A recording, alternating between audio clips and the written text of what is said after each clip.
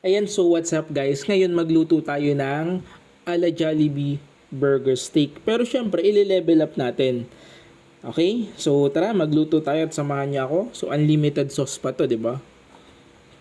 So ipapakita ko po yung mga ingredients na gagamitin. Asin, all-purpose flour, paminta, tapos yung nabili lang natin, hindi tayo gumawa.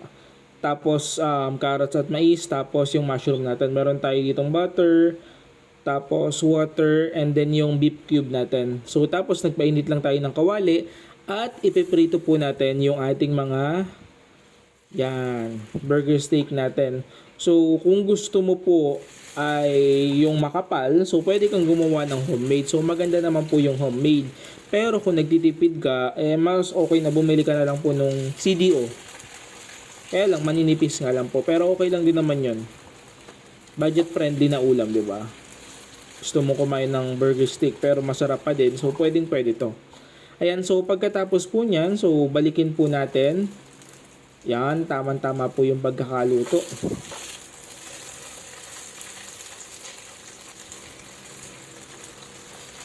Ayan, so sobrang ninipis lang talaga. Pero okay na din, pwede na din.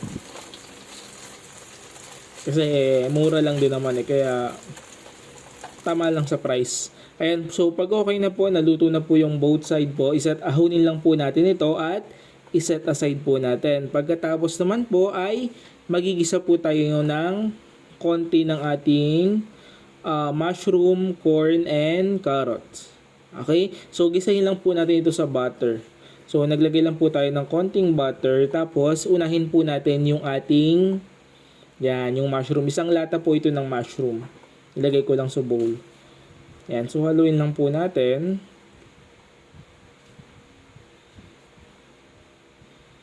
Yan, tapos po, ilalagay po natin na yung ating corn at yung carrots po natin. So, nabili ko lang din po yan sa mga grocery store. Magkasama na po sila.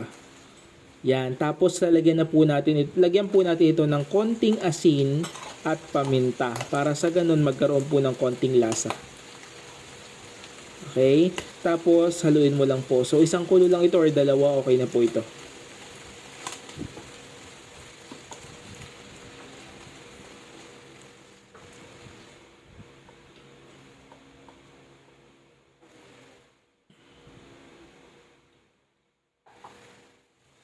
Ayan. So, pagkahalo po natin dyan, so, iset aside na po natin yan. Tapos, ay magluto naman po tayo ng ating sauce. Yan. So ngayon naman po ay yung ginamit nating kawali sa piprito po ng ating burger steak ay magpainit lang po tayo uli ng kawali at lagyan po natin ng butter. Pagkatapos maglagay po tayo ng all-purpose flour. So tansyahin lang po natin, huwag nating ibuhos lahat yung mga pinakita ko kanina. So haluin lang po natin. Ayan, so kapag na po at mayroon pang hindi pa rin po masyado nagbubuo-buo, ilagay ka lang po ng lagay. Yan. Hanggang po sa magbuo-buo na po ito.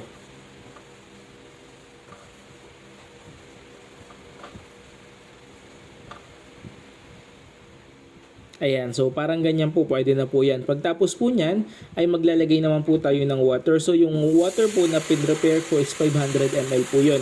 So hindi po natin siya ibubuhos lahat. So konti-konti lang.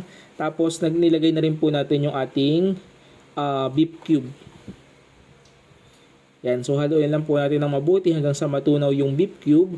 At matunaw din po yung nakamix sa water natin ng maayos. Yawan. So mabilis po itong maglapot kasi ayan 'di ba? Malapot na agad. So dagdag ka lang po ng dagdag ng tubig kung hindi pa naman po hanggang sa maubos po yung 500 ml. Yan. So dagdag lang po uli. Yan, tapos maglagay po tayo ng paminta. Tapos para medyo may kulay ng konti, ayan, naglagay po tayo ng konting soy sauce din. Tapos, haluin mo lang po uli. Yun. So, syempre po, siguraduhin po ninyo na tikman nyo rin po ha. Kasi baka mamaya po matabang or maalat. Para sa ganun po, makapag-adjust po tayo ng lasa. Ayan, so pagka kumulo na po, patuloy lang po yung paghahalo. Pag nakuha mo na po yung consistency ng lapot or lapot ng sauce na gusto mo, okay na po yun. Ayan, so tikman po natin uli kung okay na po ba. Kung okay na, edi goods na po yan. Ayan, so kung okay na po sa iyo yung consistency ng sauce, pwede mo na pong ilagay yung ating ginisa kaninang mushroom saka corn and carrots. Ayan, di ba? Ito unlimited, so ang daming sauce, so parang unlimited siya. Tapos maraming mushroom, may carrots pa, may corn pa. So talagang level up version to ng burger steak ng Jollibee. Kaya subukan nyo na, sigurado solve na solve ka dito. Saka hindi siya ganun kamahal. 6 na pirasong burger steak na.